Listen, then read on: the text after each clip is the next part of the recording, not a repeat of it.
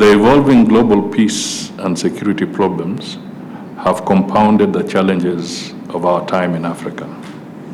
Statistically, as at the end of 2023, around September, over 37 million people had been forcibly displaced in Africa. 6 countries accounted for 64% of forced displacements on the continent. And as at September 2023, 121 million people are now facing severe acute food insecurity in selected countries in Africa. In the period between February 2019 and February 2024, conflict fatalities from selected African countries had reached 208,000. Let me recognize with appreciation the European Union's role in peace and security and governance cooperation under the EU Peace Facility for African-led peace support operations, amounting to over 600 million euro. As an anchor state in the region, Kenya has sustained an investment in diplomatic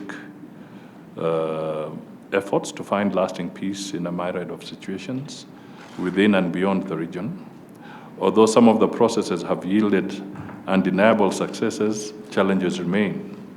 I therefore strongly reiterate our call for partnerships with the European Union towards confidence-building measures and urge more concerted efforts towards sustainable peace, security, and stability in the region. The Kenya-EU partnership will continue to be centered in the search for sustainable peace and security in the larger Eastern and Horn of Africa region. These include DRC, Sudan, and the fight against all forms of terrorism and extremism. Your Excellencies, on the Israel and Gaza conflict, Kenya continues to call for an immediate ceasefire and resumption of dialogue to resolve the difficult issues that underpin the current escalation in Gaza. Kenya stands for a two-state solution to the Israel-Palestine problem.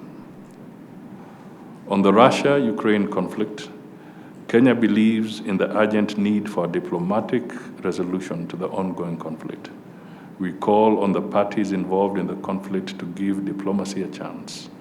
It is our belief that in these times of transformation and turmoil, we must continue to engage even more to defend the rules-based global order. Kenya continues to engage in global peacekeeping operations by the African Union and the United Nations. To fulfill this commitment, Kenya is honored to assume leadership of the Multinational Security Support Mission in Haiti. In this spirit, we pledge to deploy a contingent of 1,000 police officers.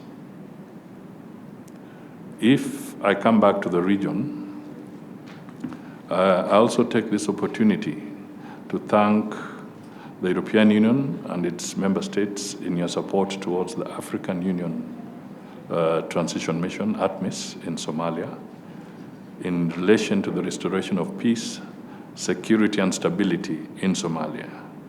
Indeed, there has been a great achievement in the resolution of the conflict in Somalia, and we appreciate and thank you for your support.